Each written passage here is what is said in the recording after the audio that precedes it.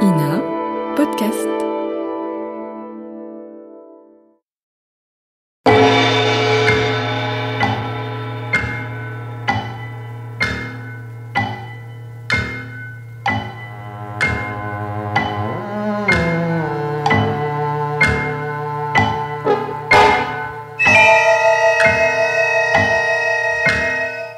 Mystère, mystère.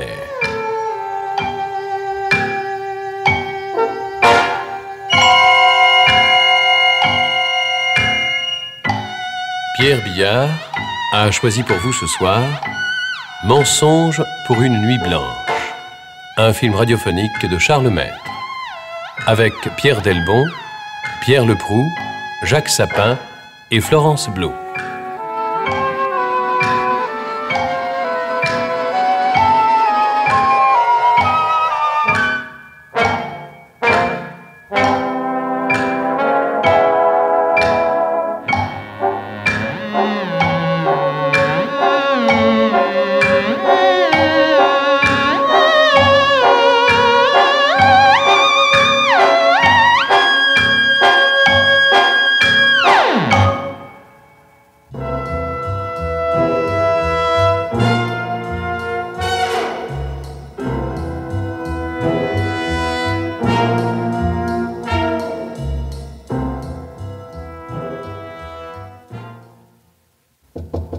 Entrez.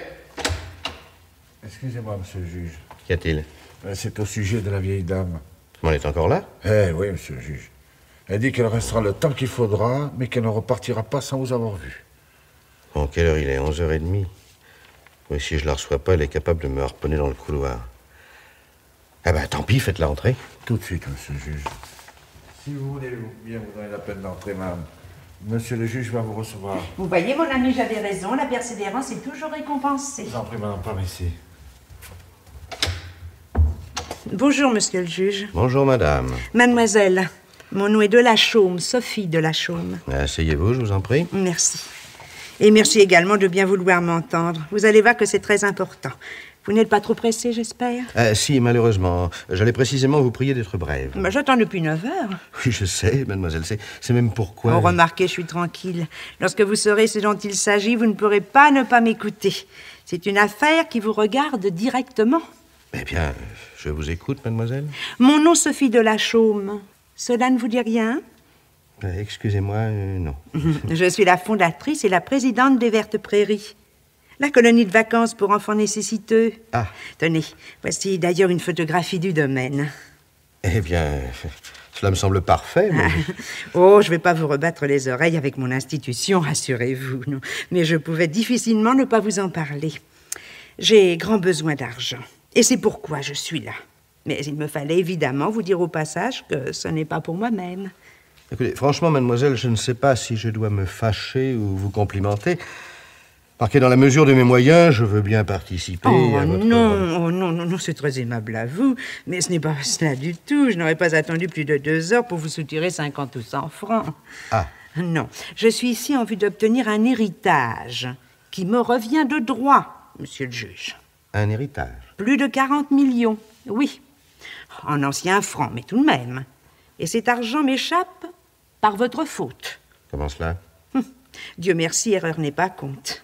J'espère bien que nous n'en resterons pas là. Car vous avez commis une erreur, monsieur le juge. Une très grande erreur.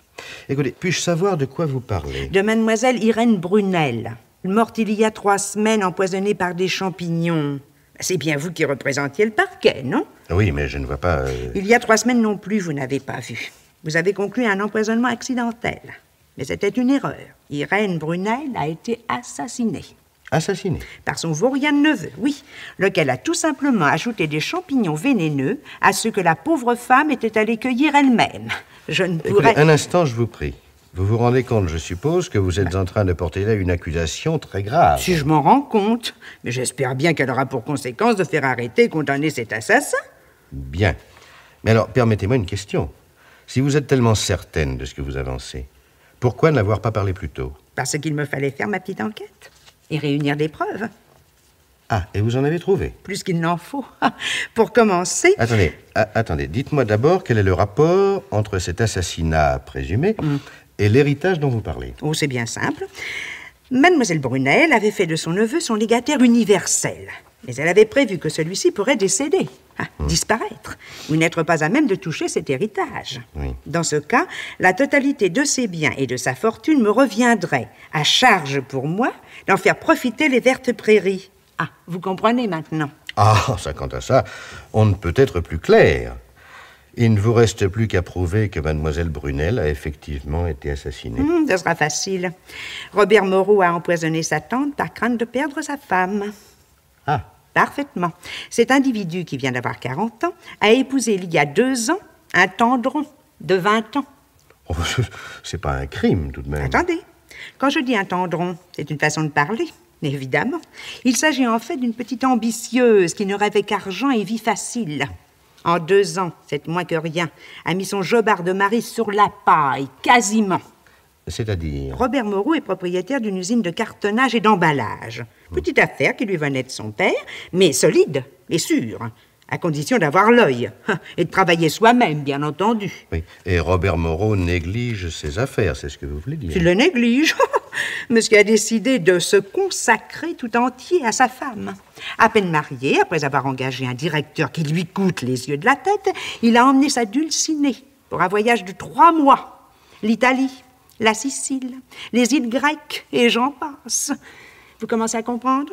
Enfin, disons que je vous vois venir, oui. Pourquoi riez-vous? Non, pour rien, non. Continuez, je vous prie. Après le voyage de noces, les sports d'hiver, puis je ne sais quelle croisière, etc., etc. Bref, après 2 ans de cette vie-là, il ne devait plus être bien loin de la faillite. Et comme sa jouvencelle ne devait pas être disposée à changer de vie, il a bien fallu qu'il se débrouille. Mais comment? Eh bien, mais en empoisonnant sa pauvre femme de tante. Oui, ça, j'avais compris, mais quand et comment l'aurait-il fait? Ça, il appartiendra à la police de vous le dire. Je vais tout de même pas vous mâcher tout le travail. Écoutez, vous prétendiez posséder des preuves de ce crime. Jusque-là, je ne vois que des présomptions, et encore assez légères. Légères? Légères, mes présomptions? Eh bien, vous allez voir, j'ai fait ma petite enquête. Je vous l'ai dit, et j'ai récolté de quoi convaincre n'importe quel jury. Écoutez, avant d'en arriver là, il vous faudra me convaincre moi-même, mademoiselle. Bien. Pour envoyer un homme devant les assises, il ne suffit pas d'une dénonciation et de quelques apparences. Des apparences? Bah. Cet homme est complètement fou de sa femme, je viens de vous le dire. Pour ne pas la perdre, il ferait n'importe quoi. Or, non seulement il est presque sans le sou, ce que vous pourrez contrôler facilement, mais sa tante avait menacé de le déshériter. Ah, voilà qui est plus intéressant. Mais pourriez-vous le prouver? Elle en avait parlé à une de ses amies, oui. Son neveu ayant tenté de lui emprunter de l'argent, elle en avait profité pour lui dire ce qu'elle pensait de la vie qu'il mène. Bon, vous savez que si elle n'a fait qu'en parler à une seule personne, j'ai bien peur que ça ne soit pas très probant. Probant. Je vous révèle qu'un crime vous est passé sous le nez. Je vous dis qui est l'assassin et je vous trouve le mobile. La police pourra bien faire le reste tout de même. Écoutez, la police a déjà fait son travail, mademoiselle. Même si vous avez raison, il n'est pas certain qu'elle puisse encore quelque chose. Dans ce cas, je ne vous fais pas mes compliments. Pas la peine de claironner partout que le crime parfait n'existe pas. Oui, nous disons plus volontiers qu'il est exceptionnel. Alors vous ne ferez rien. C'est cela. Écoutez, je vais interroger à nouveau Robert Moreau et de façon plus serrée. Mais s'il est l'homme que vous dites, s'il a tué froidement, j'ai grand peur qu'il ne se laisse pas impressionner. Après 3 semaines et en pareil cas, nous n'avons pratiquement aucune chance de découvrir une preuve matérielle, et ça, il doit le savoir. Eh oui, c'est bien ce que je disais. Le crime parfait. Écoutez, comprenez-moi, mademoiselle. Je pourrais, sur de simples présomptions, inculper cet homme et l'envoyer devant une cour d'assises. Ça, la loi me le permet. Mais nous n'aurions pas de quoi le faire condamner. Le jury trancherait en faveur du doute, ça j'en suis sûr. Or, si cet homme était jugé et reconnu non coupable, ce serait très lourd de conséquences. D'abord, le produit de son crime lui serait définitivement acquis. Et ensuite, même si nous venions à découvrir une preuve de sa culpabilité, nous ne pourrions pas le faire juger à nouveau. Non, croyez-moi, Écoutez, je vais l'interroger, je vais chercher une faille, mais ça, je ne veux pas vous donner trop d'espoir. Ce sera sans doute très difficile.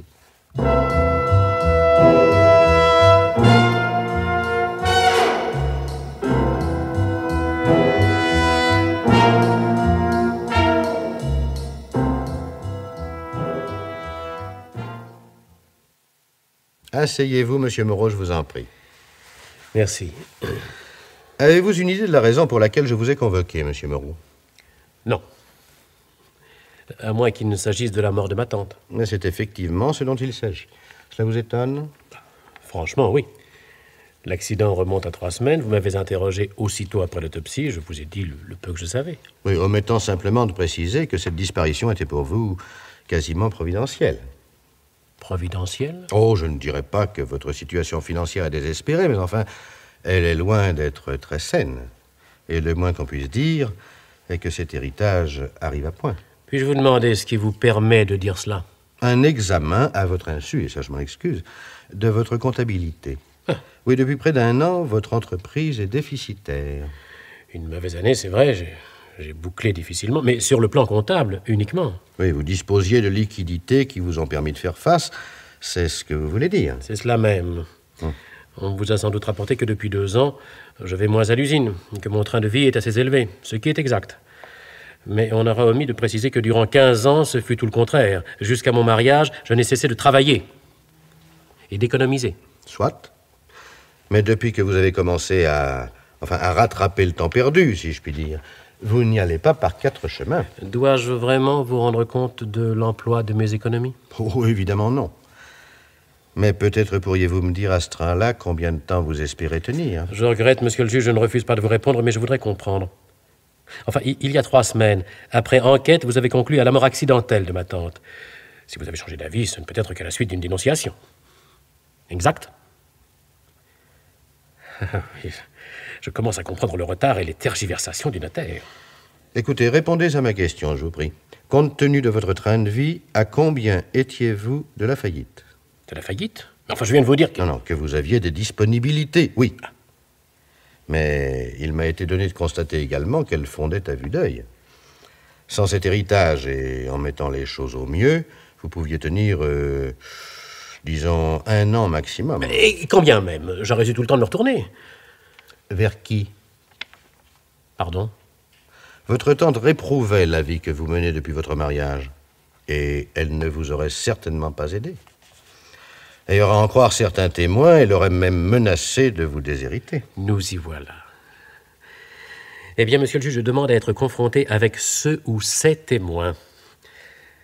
Ma tante m'aimait beaucoup. Elle me reprochait un peu de moins travailler, c'est vrai. Et si j'avais eu besoin de son aide, sans doute en aurait-elle profité pour me faire un brin de morale. Mais elle m'aurait aidé.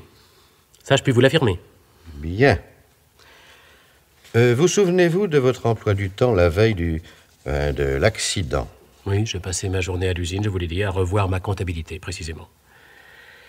Et le soir, avant de rentrer chez moi, je suis passé embrasser ma tante. Oui. Votre tante, rentrant de forêt, vous a montré les champignons qu'elle avait cueillis. C'est exact, oui. Vous auriez donc parfaitement pu, à ce moment-là, ajouter à sa cueillette les champignons vénéneux qui ont provoqué sa mort. Parfaitement. J'aurais pu. Seulement, je vous signale que ma tante, qui avait encore à les laver et à les couper, ne les aurait certainement pas laissés passer. Malheureusement, il n'y a que vous pour affirmer que ces champignons n'étaient pas préparés. Vous auriez très bien pu apporter des champignons vénéneux déjà lavés et coupés, eux aussi. Qu'est-ce que vous voulez que je réponde à cela? Évidemment, j'aurais pu. Je ne l'ai pas fait, c'est tout. Je vois mal comment vous prouveriez le contraire. Oui, c'est pas très facile, en effet. Dis-moi, votre femme est véritablement très jeune, n'est-ce pas? 22 ans, je crois. 23. À votre avis, quelle serait sa réaction s'il vous arrivait de ne plus pouvoir lui assurer la vie dorée qu'elle mène actuellement? C'est une éventualité que je préfère ne pas envisager. Je suis très amoureux de ma femme.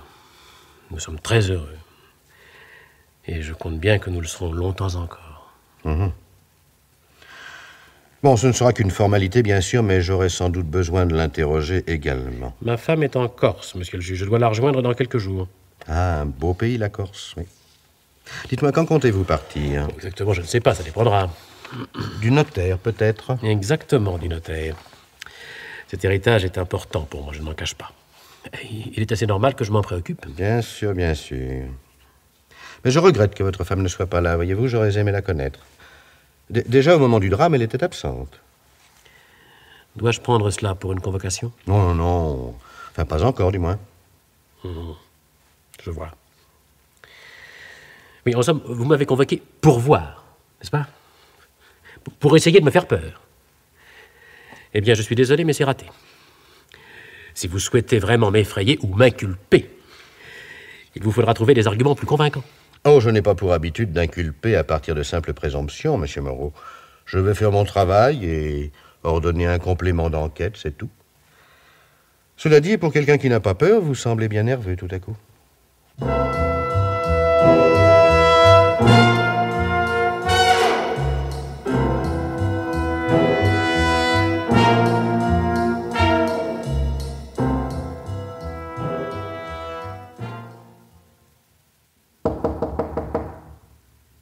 Entrez! La clé est sur la porte. Mais entrez donc, sacrebleu! Toujours aussi accueillant à ce que je vois. Ah, Sophie! Sophie, eh oui, Sophie, comment vas-tu, vieux brigand? Bah, je n'en sais fichtre rien. Il y a beau temps que je ne me pose plus la question. Et toi? Mal, naturellement. Pourquoi naturellement? Bah, tu ne me rends jamais visite qu'en cas de pépin, lorsque tu as besoin de moi. Ça vaut mieux que pas de visite du tout. Si j'attendais que tu viennes me voir... Oh, d'accord, tu as raison, mais je deviens de plus en plus sauvage.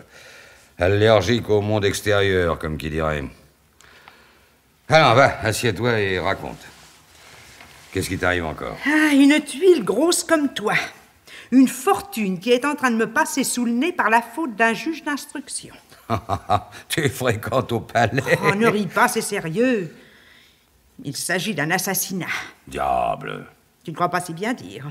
Le diable plus quelques champignons égale un crime parfait. Qui te coûte une fortune. Bon, mais comment? Le crime étant parfait, l'assassin hérite de sa victime.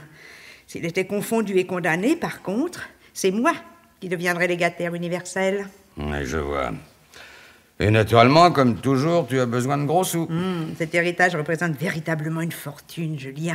Il me permettrait de faire construire au moins 20 chambres supplémentaires, à raison de 15 jours par gosse. Et pendant 4 mois, cela ferait des vacances pour 160 gosses de plus. Sacrée Sophie. Ton cœur est trop gros pour toi, tu finiras sur la paille. J'y suis depuis belle lurette. Si les vertes prairies n'avaient pas été reconnues d'utilité publique et subventionnées, il y a beau temps qu'elles n'existeraient plus. Ouais.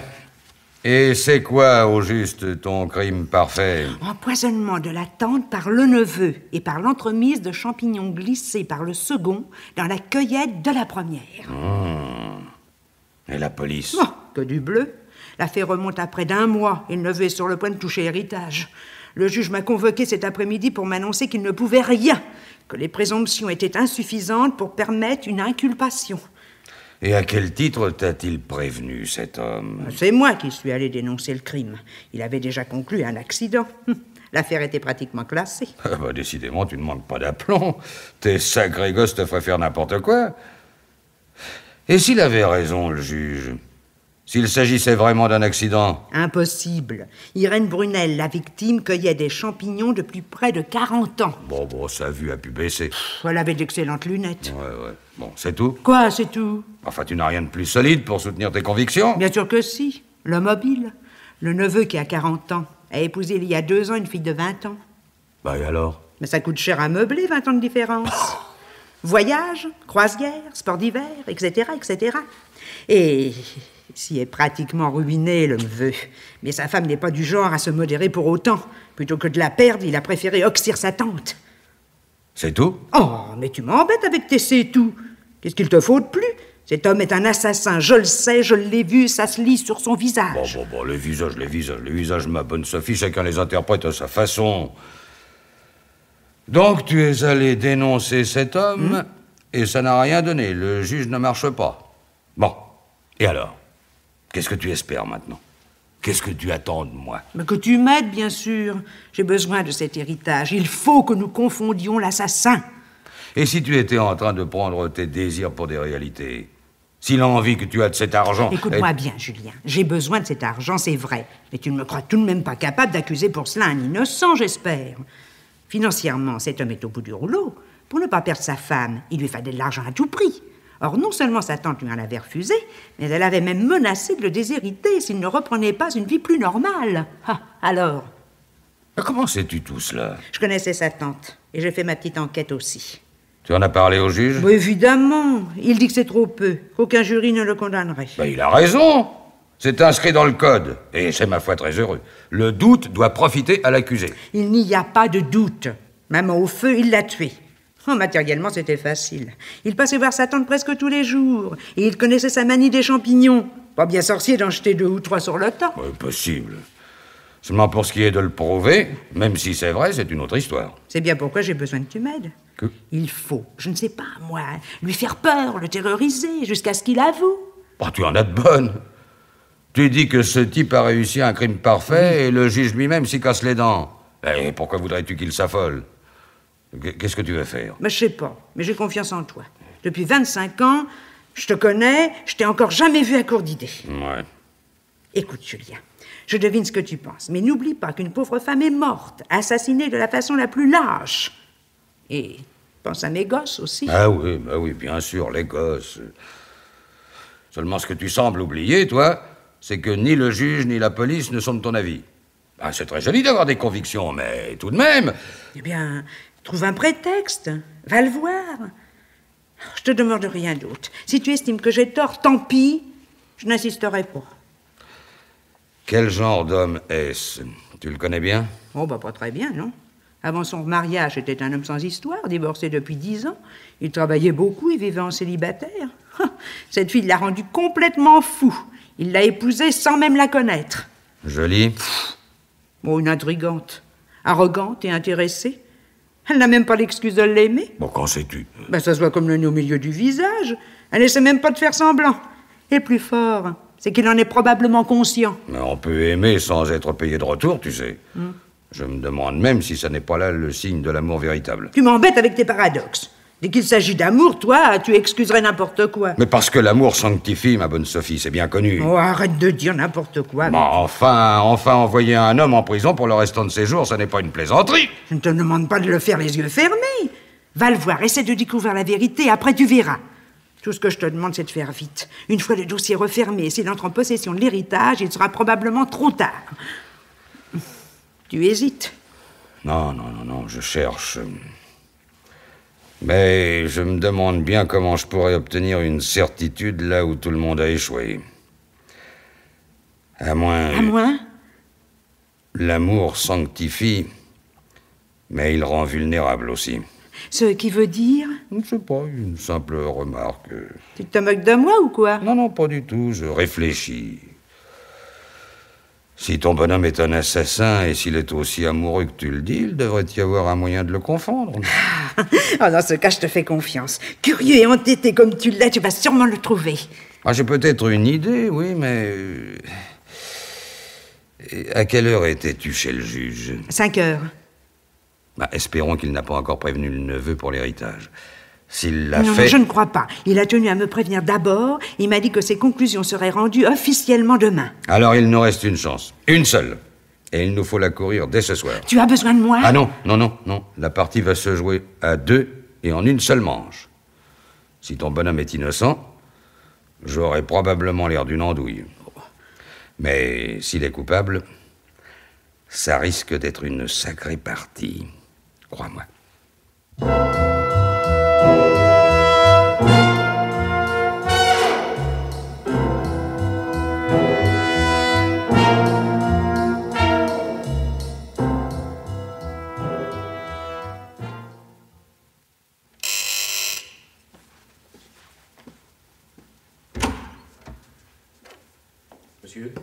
Monsieur Robert Moreau. C'est moi. Commissaire Julien, police judiciaire. Bonsoir, monsieur. Vous désirez? M'entretenir un peu avec vous avant que de vous interroger officiellement. Si vous ne pouvez pas me recevoir, je me contenterai de vous remettre une convocation. Je ne refuse pas de vous recevoir, mais... Oui? Non, rien. Entrez. Merci. Je vous en prie. Par ici. Oui. Si vous voulez vous asseoir.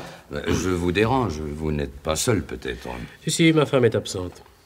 Dans ce cas, je veux bien m'asseoir. Ce que j'ai à vous dire risque de prendre un certain temps. Vous devinez l'objet de ma visite, je suppose. Le juge Verdier m'a parlé d'un complément d'enquête concernant la mort de ma tante. Moi, j'ai bien peur que ce ne soit un euphémisme.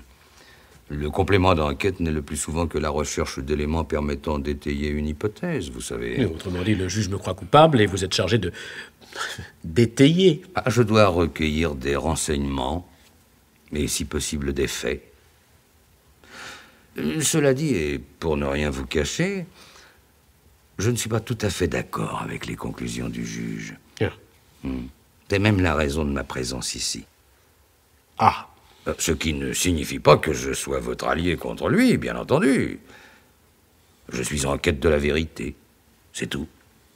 Si elle vous est favorable, tant mieux. Et c'est déjà beaucoup, et je l'apprécie. Mais je ne vois pas très bien ce que vous espérez, je vous l'avoue. Le juge a remarqué très justement, d'ailleurs, que j'aurais parfaitement pu ajouter à la cueillette de ma tante les champignons qui ont provoqué sa mort. Je ne l'ai pas fait. Mais comment le prouver? Vous ne le pourrez sans doute pas. Pas plus que je n'espère découvrir les preuves matérielles. Votre cas est difficile, monsieur Moreau, très difficile. Les présomptions accumulées contre vous sont suffisantes pour justifier une inculpation. Et malheureusement pour vous, devant une cour d'assises, vous n'auriez pratiquement aucune chance de convaincre les jurés. Parce que? Et parce que la plupart d'entre eux vous jugeraient sévèrement. Traverser la vie au bras d'une très jeune femme, pratiquement sans travailler, et en ne se refusant aucun plaisir, ça paraîtra indécent aux yeux de beaucoup. Je vois. En somme, l'important ne serait pas de savoir si je suis coupable ou non. On me condamnerait pour mauvaise conduite, tout simplement. Les honnêtes gens ne sont pas à l'abri de la jalousie et de l'envie, monsieur Moreau. On ne pardonne pas volontiers de voir autrui manger les fruits qui vous sont interdits. C'est joliment dit. Mais assez effrayant, tout de même. Quand on veut vivre en marge, il ne faut pas se mettre en position d'être jugé par le plus grand nombre. Je regrette, mais je n'ai pas conscience de vivre en marge. Je vais mon chemin sans me préoccuper des autres, c'est tout. Soit. Mais les autres existent. Ils s'intéressent à vous. Et votre attitude leur paraît provocante. Conclusion? Une affaire difficile, je vous le répète. Ne pouvant rien prouver matériellement, l'accusation s'efforcera de démontrer que votre comportement immoral ne pouvait qu'aboutir au crime. De cette façon, et même s'il subsiste un petit doute, on pourra vous condamner sans crainte de commettre une injustice. Oui, bien sûr. L'important, c'est de pouvoir condamner en gardant bonne conscience, n'est-ce pas? Mais encore faudra-t-il démontrer que ma vie est effectivement immorale, comme vous dites. On me reproche une femme très jeune, mais elle est ma femme légitime, que je sache. Quant à l'argent, et même si je le dépense sans compter, il est bien à moi. Oui, mais qu'en reste-t-il? De quoi tenir un an, très largement. Et ce n'est pas moi qui l'affirme, c'est le juge. Il a fait mes comptes. Je sais. Mais laissons cela pour l'instant. Parlons plutôt de votre femme, voulez-vous? De ma femme? Oui, de son caractère, de son comportement. Sans doute serais-je obligé de l'entendre, elle aussi, mais j'ai préféré en parler d'abord avec vous. En fait, c'est même le principal objet de ma visite. Je ne comprends pas. Demain, à mon bureau, vos déclarations seront enregistrées. Si je suis venu chez vous, c'est afin que nous puissions parler plus librement. Encore une fois, je ne prétends pas être là pour vous aider. Mais je ne suis pas non plus votre ennemi systématique. J'ai besoin de me faire une opinion, c'est tout. Bien. Mais qu'est-ce que le caractère de ma femme vient faire ici? Si vous avez tué, vous l'avez fait pour elle, par crainte de la perdre. Et il est bien évident que vous ne pouviez pas attendre pour cela d'en être à votre dernier sou. Ben voyons. J'aurais tué sans même essayer d'emprunter d'abord. Vous l'avez fait. Non seulement votre tante a refusé de vous venir en aide, mais elle a même menacé de vous déshériter. Des commérages, c'est tout. Malheureusement pour vous, non. Votre tante l'a écrit noir sur blanc à une de ses amies. Ah? Oui. Et dès lors, une question se pose, monsieur Moreau. Votre femme serait-elle demeurée avec vous si vous vous étiez retrouvé sans le sou? Vous ne répondez pas. Comment voulez-vous? Quant à cela, les témoignages sont formels et unanimes. Votre femme changerait plutôt son mari que son genre de vie. Et quand bien même, qu'est-ce que cela prouverait? Vous en convenez. Ma femme est une enfant, comme beaucoup d'entre eux, elle est passablement égoïste, c'est vrai. De plus, elle appartient à une génération qui veut tout de suite. Et je vais vous dire une bonne chose. Elle a raison, je l'approuve. Ah, elle a peut-être raison pour ce qui la concerne, mais votre approbation me paraît assez dangereuse. J'ai accepté dès le départ un certain nombre de dangers, figurez-vous. À 40 ans, quand on épouse une jeune fille, il ne faut pas trop s'attendre à ce que cela dure toute la vie. En somme, vous confirmez les témoignages. Vous retrouvant ruiné, vous risquiez fort de perdre votre femme. Peut-être. Et après? J'admire votre franchise et votre lucidité. Mais devant un tribunal, cela pourrait bien être catastrophique pour vous. Vous ne ferez jamais croire à personne que vous étiez résigné à la perdre. Déjà. J'avais choisi de me remettre au travail et de redresser ma situation. Non. Il était trop tard. Votre comptabilité le prouve. Si vous avez déjà réponse à tout, pourquoi m'interroger? Je ne comprends pas le but de votre visite, je vous l'avoue. Avant de vous répondre, permettez-moi une dernière question. On dit votre femme arrogante, méprisante même, et finalement assez peu sympathique. Est-ce exact? Vous allez encore me dire que c'est un aveu catastrophique, mais tant pis. Ma femme est un peu tout cela. Probablement. Elle a choisi de vivre pleinement, au maximum. Et là encore, je lui donne raison. Je la perdrai peut-être un jour, mais... Pas avant d'avoir tout tenté pour la garder le plus longtemps possible.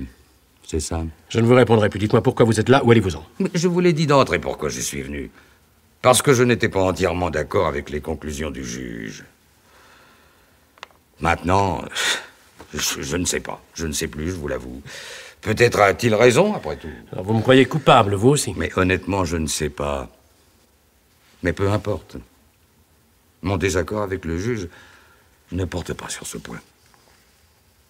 Que voulez-vous dire? L'idée ne vous est jamais venue que vous pourriez ne pas être seul sur le banc des accusés. Qu'est-ce que vous dites? Le juge est persuadé que vous avez tué votre tante à l'instigation de votre femme. Il compte l'inculper d'incitation au meurtre et de complicité. C'est impossible. Je ne vous crois pas, non. Enfin, on n'inculpe pas les gens sans même les avoir vus. Et je prends l'avion demain matin pour la Corse, muni d'une commission rogatoire et d'un mandat d'amener. Il y a 9 chances sur 10 pour que je rentre accompagné de votre femme. Quoi? Les choses risquent d'aller très vite maintenant. Non, mais... Écoutez... Non, je ne peux pas le croire, c'est insensé. Mais encore une fois, c'est l'opinion du juge. Mais je suis obligé de reconnaître que son raisonnement se tient. Vous venez d'ailleurs d'ajouter vous-même à son crédit. Comment ça? Ah, votre femme veut tout et tout de suite. C'est bien ce que vous avez dit. Enfin, c'est ridicule. Quand vous la connaîtrez, vous comprendrez à quel point votre hypothèse est grotesque. L'accusation prouvera facilement qu'avant votre mariage, vous étiez un homme plutôt pondéré. C'est votre femme qui vous a fait renoncer au travail. Et c'est pour elle que vous vous êtes mis à vivre princièrement. Exact. À ceci près qu'elle ne m'a jamais rien demandé. Je suis allé au-devant de ses désirs. C'est moi qui ai voulu lui offrir tout, dès le début. Peut-être, mais cela ne change rien pour la suite, au contraire. Vous l'avez habitué au luxe, vous l'avez comblé, et puis vous avez vu arriver la fin de vos ressources. Il vous a bien fallu alors lui parler de vos craintes. Ma femme a toujours tout ignoré de mes difficultés. Ah, je regrette, c'est faux. Votre tante lui avait parlé, l'avait mise en garde. Elle le dit dans sa lettre à son ami. Mais où voulez-vous en venir exactement? Voilà, je ne sais combien de temps que nous discutons et je comprends de moins en moins le but de votre visite. Disons que j'ai tenu à vous prévenir. De? Je pense que vous avez probablement empoisonné votre tante. Je vous le dis franchement. Mais pour votre femme, je ne sais pas, malheureusement. Les apparences sont contre elle, et même innocente, elle aura du mal à se disculper. Vous vous rendez compte de ce que vous dites? Vous m'avez déjà laissé entendre que je pourrais être condamné, coupable ou non. Et voilà que maintenant... Aux yeux des jurés, votre femme sera coupable et responsable de tout. Elle vous a fait quitter le droit chemin, rendu paresseux, jouisseur, en attendant de vous pousser au meurtre. Vous êtes fou. Vous êtes complètement fou. Mais tout cela est aussi stupide qu'invraisemblable. Ma femme a 23 ans, elle est très belle et elle n'est pas idiote. Enfin, plutôt que de me pousser au meurtre, comme vous dites, et avec tous les risques que cela comporte, elle n'avait qu'à me quitter. Les prétendants ne lui manquent pas. Les hommes riches, libres et disposés à aliéner leur liberté ne sont pas si nombreux, monsieur Moreau. Quand on en tient un, et qu'il y a de plus derrière lui une tante à héritage, on ne le quitte pas sans réfléchir. Et votre femme a le temps. Vous n'êtes pas encore au bout du rouleau. Si vous aviez 10 ans de moins, je vous casserais la gueule. Ça n'arrangerait pas vos affaires, ni celles de votre femme. Vous feriez mieux... Je ferais mieux. Non, non, rien. Ah, cet entretien ne mène à rien, vous avez raison, je vais vous laisser. Vous espériez qu'il mènerait où, cet entretien? Exactement, je l'ignore. Mais je dois voir votre femme et j'avais besoin de vous connaître d'abord. Attendez un peu, voulez-vous? Je crois que je commence à comprendre. Mais oui, parbleu, c'est bien ça. Votre démarche est assez écœurante. Mais j'avoue qu'elle est astucieuse. Puis-je savoir de quoi vous parlez? Du véritable but de votre visite, le chantage. Quoi? Un chantage qui n'a pas encore osé dire son nom. Mais je sens que cela ne serait tardé. Si j'avoue, je paie seul. Si je nie, j'entraîne ma femme avec moi. C'est bien ça, n'est-ce pas? À ceci près qu'il ne s'agit pas d'un chantage, mais d'un risque qu'il vous appartient de prendre ou non. Votre affaire est doublement mauvaise, je vous l'ai dit. Vous allez être jugé presque certainement sur des présomptions et à partir d'une hypothèse. Hypothèse qui se renforce singulièrement si on admet d'abord que votre femme vous a poussé à l'action. C'est insensé, je refuse de vous croire. Mais enfin, on n'accuse pas les gens à partir de rien. La mort de votre tante, ce n'est pas rien. Écoutez, commissaire, le juge me croit coupable et vous aussi, apparemment. Mais admettez un instant que je ne le sois pas. Comment puis-je me défendre? Comment peut-on prouver que l'on n'a pas fait quelque chose? On ne le peut pas toujours, hélas. D'où le tragique de certains dilemmes. Vous allez devoir vous défendre avec des raisonnements, des idées, essayer de convaincre avec des mots. Ça ne sera pas facile. Il est des cas où les apparences prennent valeur de réalité. Les apparences? Alors, on va me condamner sur des apparences? Vous condamner, je ne sais pas. Il est possible que le doute vous soit profitable. Entre les arguments de l'accusation et les vôtres, le jury décidera. Bon, admettons pour ce qui me concerne. Mais ma femme... Enfin, comment pourrait-on l'accuser à partir d'une vague idée? Une hypothèse n'est jamais qu'un ensemble d'idées, vous savez. Et celle-là repose sur des faits bien précis. Par exemple? Mais vos difficultés financières et la peur de perdre votre femme, d'où nécessité de vous procurer de l'argent. Vous étiez pratiquement condamné à choisir la fin de votre bonheur ou la mort de votre tante. Oui, je ne suis pas assez intelligent, bien entendu, pour être arrivé tout seul à cette conclusion. Il ne s'agit pas d'intelligence, mais de morale et de caractère. L'affection que vous aviez pour votre tante et votre vie passée le prouve. Vous n'étiez pas homme à envisager seul et froidement un assassinat. Il a fallu qu'on vous y pousse, ou à tout le moins, qu'on vous en souffle l'idée. Décidément, vous êtes parfait. Vous décidez de ce qu'ont été mes pensées, mes réactions. Et vous n'envisagez même pas que vous puissiez vous tromper, non. Si ce n'était pas si grave, ce serait comique. Mais encore une fois, cette hypothèse est celle du juge, non la mienne. Personnellement, si j'avais à vous juger, je vous acquitterais au bénéfice du doute. Ouais. Mais il est évident que les jurés n'auraient pas forcément mes scrupules. Et il y a dans votre vie, à votre femme et à vous, trop de détails choquants pour les honnêtes gens. Et en somme, pour satisfaire les honnêtes gens et la logique, je devrais avouer, coupable ou non. Non, n'allons pas jusque-là. Si vous êtes innocent, ça finira bien par apparaître. J'en doute. Et je n'ai pas envie, figurez-vous, qu'un jury en décide. Sans compter que... Oui. Je pense à la prison préventive, au procès, aux articles des journaux. Si ma femme devait en passer par là, ce serait terrible. Je pourrais l'accepter pour moi. Mais pour elle, non. Jamais. On ne vous demandera pas votre avis, j'en ai peur. Répondez-moi franchement, monsieur. Est-ce que le juge a vraiment décidé de nous inculper tous les deux? Il y est à peu près résolu, oui.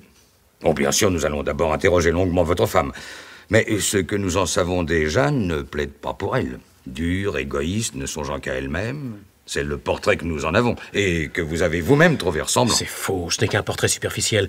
Catherine est peut-être cela, oui, en apparence, mais en réalité, c'est une gosse. Une gosse qui a grandi seule, péniblement, et pour qui la vie n'a pas été tendre. Elle s'est forgée une carapace, c'est vrai.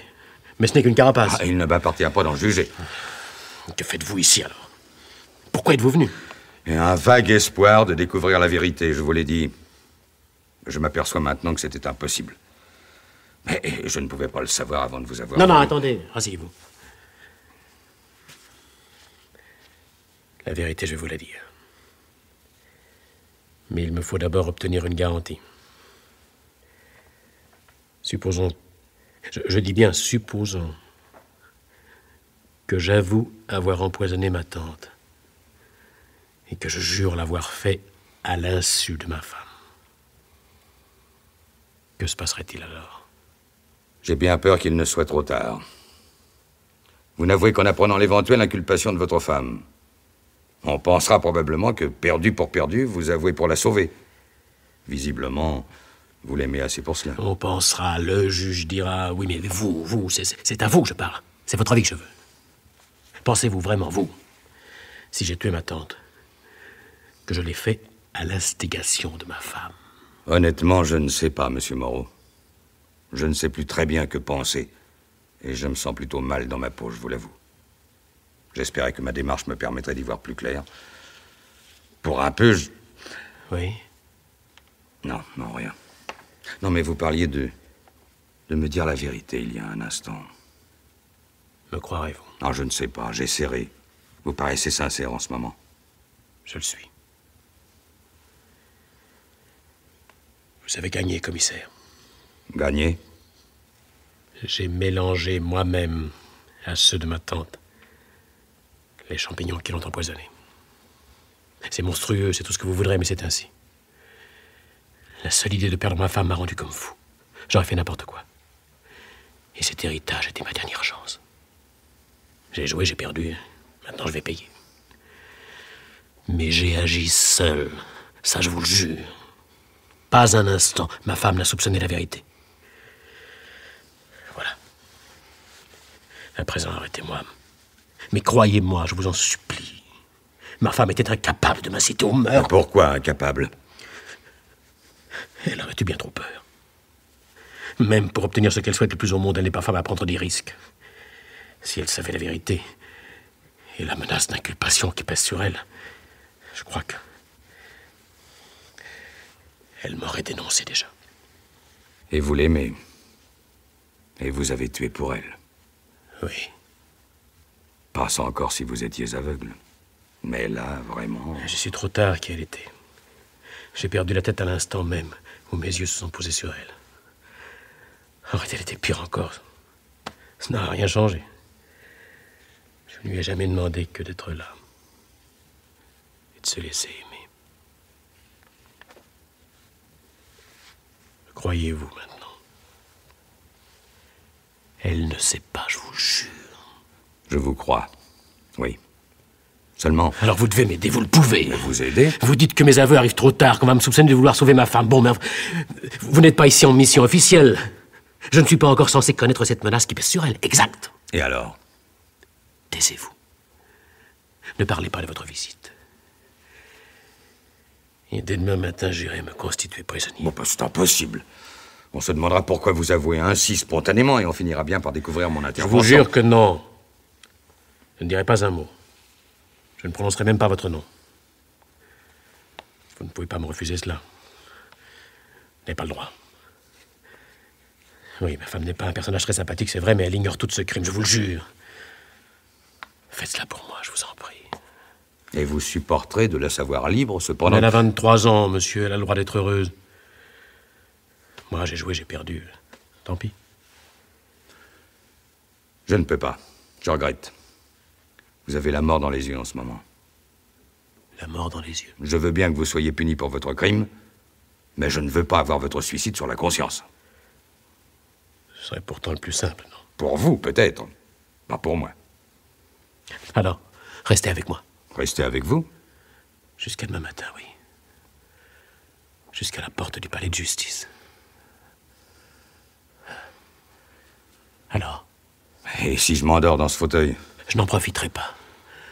Je vous en donne ma parole. Vous acceptez? Il y a bien longtemps que je n'ai pas passé de nuit blanche. Et celle que vous me proposez est assez étrange. Mais... Merci, monsieur.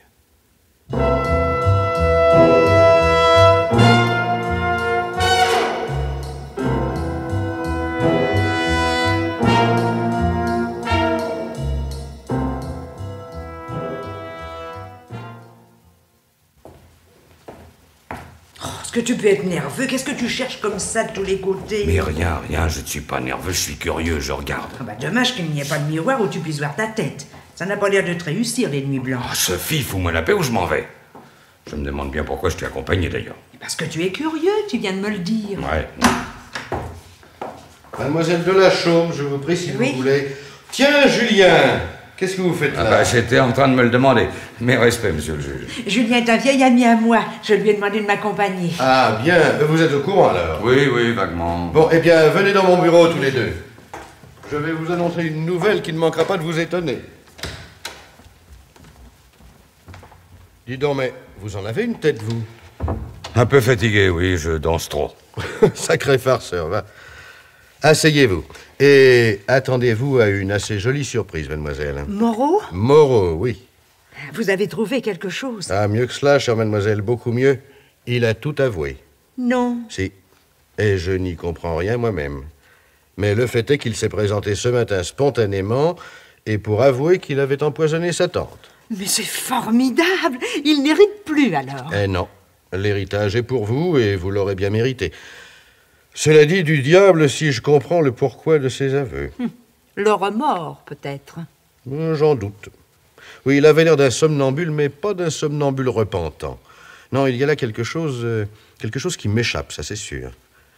Cet homme avait réussi un crime parfait. N'est-ce pas? Je n'avais pas de quoi l'inculper et il le savait. Alors, qu'en pensez-vous, mon cher? Qui sait ce qui peut se passer dans la tête d'un coupable, monsieur le juge? Pour être parfait, un crime n'en est peut-être pas moins lourd à porter. Oh, non, ça je suis sûr que le remords n'a rien à faire ici. Ça, j'en mettrais ma main au feu. Malheureusement, notre homme semble bien décidé à ne plus desserrer les dents et je ne suis pas certain de pouvoir tirer ça au clair. Enfin, bon, nous verrons bien. La justice l'emporte et c'est le principal, mais elle a bien failli passer à côté. Bon, mademoiselle, je vais prévenir le notaire dès aujourd'hui et je pense que d'ici peu de temps, vous pourrez entrer en possession de ce qui vous revient. Je vous remercie, monsieur le juge. J'aurais préféré que cet argent me vienne directement, bien sûr, mais... Allons, vos scrupules ne sont pas de mise. Moreau est un assassin et vous ferez de cet argent un bien meilleur usage que lui. Alors, je vous souhaite bonne chance, mademoiselle. Je vous remercie. Il faudra venir aux Vertes Prairies un de ces jours. Julien vous conduira. Excellente idée. Cela nous permettra de bavarder un peu. Voyons, depuis combien de temps n'avez-vous pas remis les pieds au palais, mon cher? Bientôt 2 ans, je crois. Et vous êtes vraiment décidé à ne plus plaider? Sauf affaire exceptionnelle, oui. Mes livres et mon jardin me passionnent davantage que mes semblables. Et Moreau, tenez, vous ne trouvez pas son cas intéressant? Si, bien sûr. Mais il n'a pas encore choisi d'avocat. Tenez, si vous voulez, je peux lui parler. Non, surtout pas, je vous en prie. Non, vous m'obligeriez en ne prononçant pas mon nom. Ah? Oui, Excusez-moi. Allô? Oui? Ah, bonjour. Oui, bonjour, mon cher. Quoi? À une signature, maintenant? Ah bon, très bien. Non, ne bougez pas, j'arrive. Bon, je vous laisse un instant, mais ne partez pas, je voudrais que nous parlions encore un petit peu de Moreau. Oui? Alors, j'en ai pour 1 minute, j'en reviens. Non, oui. Eh bien, te voilà dans le beau drap. Comme si tu n'avais pas pu te présenter sous un nom d'emprunt. Ça ne serait peut-être pas si bête, après tout. Une fois la surprise passée, Moreau est capable de se montrer beau joueur. T'as pas me dire que tu songes sérieusement à le défendre, quand même. Et pourquoi pas? Je lui ai joué un sacré tour de cochon, d'accord, mais ça m'a permis de bien le connaître. Et à cause de cela, je suis peut-être le mieux à même de le défendre. Toi, je te vois venir avec tes éternels sabots. Le crime de mon client n'est certes pas excusable, messieurs les jurés. Mais vous ne devez pas oublier que cet homme est également une victime. Une victime de l'amour, bien entendu. Eh oui, ma bonne Sophie, bien entendu. Tu n'y crois guère, je sais, mais ça existe pourtant. Moreau en est la preuve. Triste preuve, si tu n'avais pas réussi ton coup. Oh, n'en parlons plus, je t'en prie. Justice est faite. J'ai réussi mon coup, mais je n'en suis pas plus fier pour ça. D'ailleurs, c'est bien simple, tiens. Je vais m'arranger pour qu'il n'apprenne jamais que le commissaire Julien n'existe pas. Qu'il paie pour son crime, soit, mais c'est assez. Il n'a pas besoin de savoir que cette nuit blanche, passée en compagnie d'un homme qui semblait le comprendre, n'était que l'aboutissement d'un mensonge.